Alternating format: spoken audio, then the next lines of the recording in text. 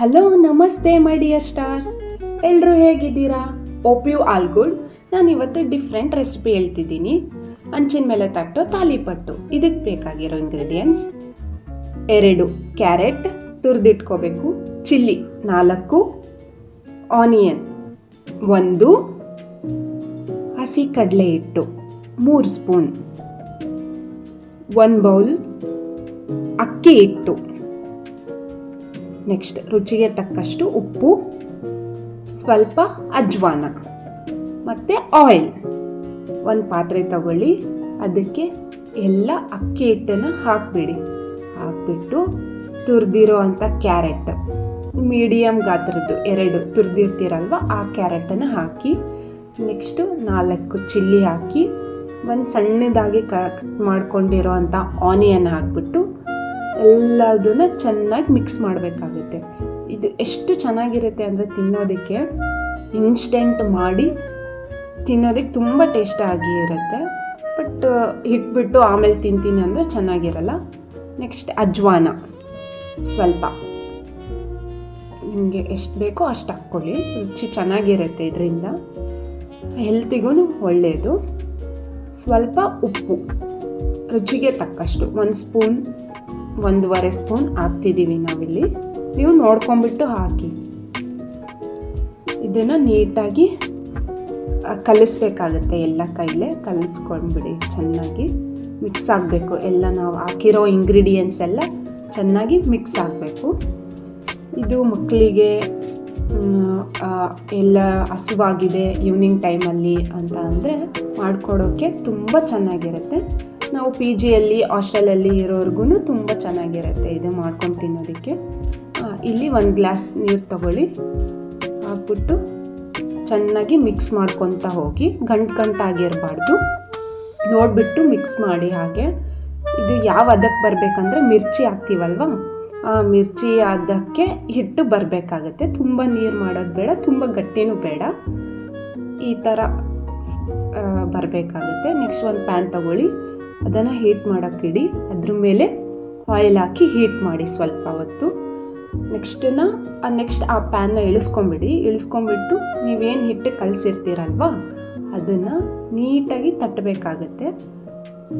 ಅದೆಲ್ಲ ನೀಟಾಗಿ ಸ್ಪ್ರೆಡ್ ಆಗಬೇಕು. ಸ್ಪ್ರೆಡ್ ಆಗೋಕ್ಕೋಸ್ಕರ ಇಲ್ಲಿ ನಾವು ವಾಟರ್ ಯೂಸ್ ಮಾಡ್ತಿದ್ದೀವಿ.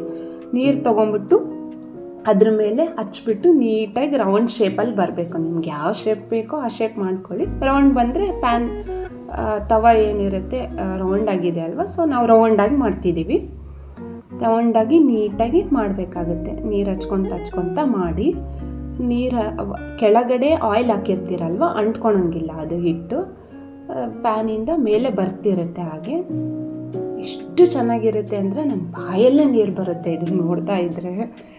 ನಾವು ಪದೇ ನಮ್ಮ ಅಮ್ಮನ ಕಡೆ ಮಾಡಿಸ್ಕೊಂಡ್ಬಿಟ್ಟು ತಿಂತಾ ಇರ್ತೀವಿ. ನೀವು ಟ್ರೈ ಮಾಡಿ, ಚೆನ್ನಾಗಿರುತ್ತೆ, ಈಸಿ ಕೂಡ ಇದೆ. ನೆಕ್ಸ್ಟ್ ಹೀಟ್ ಮಾಡಿ, ಗ್ಯಾಸ್ನ ಸ್ವಲ್ಪ ಹೈ ಫ್ಲೇಮಲ್ಲಿ ಇಡಿ, ಚೆನ್ನಾಗಿ ಉರಿಬೇಕು. ಆಮೇಲೆ 1-2 ಸ್ಪೂನ್ 3 ಸ್ಪೂನ್ ಆಯಿಲ್ ಹಾಕಿ, ತುಪ್ಪ ಇದ್ದರೆ ತುಪ್ಪನೂ ಹಾಕಿ, ಚೆನ್ನಾಗಿರುತ್ತೆ.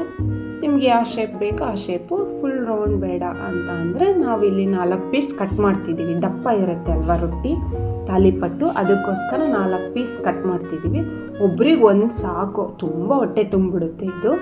ನೆಕ್ಸ್ಟು 1 ಪ್ಲೇಟ್ ತೊಗೊಂಡು ಮುಚ್ಚಿ ಅದನ್ನು ಕ್ಲೋಸ್ ಮಾಡಬೇಕು. ಸ್ವಲ್ಪ ಹೊತ್ತಾದಮೇಲೆ ಒಂದು 5 ಮಿನಿಟ್ಸ್ ಆದಮೇಲೆ ಓಪನ್ ಮಾಡಿ ನೋಡಿ ಹೆಂಗಿರುತ್ತೆ ಅಂತ. ಈ ಥರ ಗೋಲ್ಡನ್ ಕಲರ್ ಅಲ್ಲಿ ಬಂದಿರಬೇಕು, ಆವಾಗ ಮಾತ್ರ ಬೇಯ್ದಿದೆ ಅಂತ ನಮಗೆ ಚೆನ್ನಾಗಿ ಗೊತ್ತಾಗುತ್ತೆ. ಚೆನ್ನಾಗಿ ಬೇಯ್ತಾ ಇದೆ. ಬೇಯ್ದಿಲ್ಲ ಅಂದರೆ ಮತ್ತೆ ಅದನ್ನೇನು ಮಾಡಬೇಕು, ಪ್ಲೇಟ್ನ ಮುಚ್ಚಿಬಿಟ್ಟು ಸ್ವಲ್ಪ ಹೊತ್ತು ಬೇಯಿಸ್ಬೇಕಾಗುತ್ತೆ.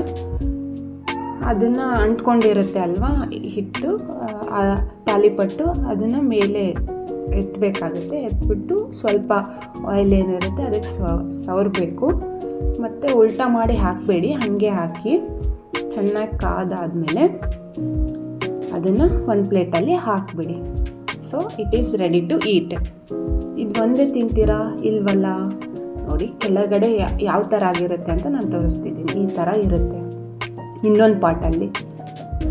ನೆಕ್ಸ್ಟ್ ಇದ್ರ ಜೊತೆ ಚಟ್ನಿ 12 ಇದು ತಗೊಳ್ಳಿ ಚಿಲ್ಲಿ. ಅದಕ್ಕೆ ಆಯಿಲ್ ಹಾಕ್ಬಿಟ್ಟು ಸ್ವಲ್ಪ ಹೊತ್ತು ಫ್ರೈ ಮಾಡಿ ಅದಕ್ಕೆ 4 ಬೆಳ್ಳುಳ್ಳಿ ಮತ್ತು ಜೀರಿಗೆ ಹಾಕಿದ್ದೀವಿ. ಕೊಬ್ಬರಿ ತಗೊಳ್ಳಿ, ಒಂದು ಹಸಿ ಕೊಬ್ಬರಿ, ಕೊತ್ತಂಬರಿ, ಅದನ್ನು ಹಸಿ ಕೊಬ್ಬರಿ, ಕೊತ್ತಂಬರಿ ಮತ್ತು ಏನು ಇದನ್ನು ಫ್ರೈ ಮಾಡಿರ್ತೀವಲ್ವ ಚಿಲ್ಲಿನ, ಅದನ್ನೆಲ್ಲ ಹಾಕಿಬಿಟ್ಟು ಮಿಕ್ಸಿಗೆ ಇಡೀರಿ. ಸ್ವಲ್ಪ ವಿತೌಟ್ ವಾಟರ್ ಹಾಕ್ದೇ ಮಿಕ್ಸಿಗೆ ಹಾಕಬೇಕು. ರುಚಿಗೆ ತಕ್ಕಷ್ಟು ಉಪ್ಪು ಹಾಕಿ ನೋಡ್ಕೊಂಡು ಹಾಕಿ, ತುಂಬ ಹಾಕಬೇಡಿ. ಮೊನ್ನೆ ನಾನು ಹಾಕ್ಬಿಟ್ಟು ತುಂಬ ಉಪ್ಪು ಹಾಕ್ಬಿಟ್ಟಿತ್ತು. ಸ್ವಲ್ಪ ನೋಡ್ಕೊಂಡು ಹಾಕಿ. ಇದಕ್ಕೆ ಸ್ವಲ್ಪ ಮಿಕ್ಸಿಗೆ ಹಾಕಿದ್ಮೇಲೆ ಸ್ವಲ್ಪ ನೀರು ಹಾಕ್ಬಿಟ್ಟು ಮತ್ತು ಮಿಕ್ಸಿಗೆ ಇನ್ನೊಂದು ಟೈಮ್ ಇಡೀರಿ. ಒಗ್ಗರಣೆ ತಗೊಳ್ಳಿ. ಒಗ್ಗರಣೆ ಮಾಡೋದಂತ ಎಲ್ರಿಗೂ ಗೊತ್ತಿರುತ್ತೆ. ಆ ಚಟ್ನಿ ಆಗಿರುತ್ತೆ, ಅದಕ್ಕೆ ಒಗ್ಗರಣೆ ಕೊಟ್ಬಿಡಿ. ಚಟ್ನಿನೂ ರೆಡಿಯಾಗಿರುತ್ತೆ. ಈಗ ತಾಲಿಪಟ್ಟು ಜೊತೆ ಚಟ್ನಿ ರೆಡಿ ಟು ಈಟ್.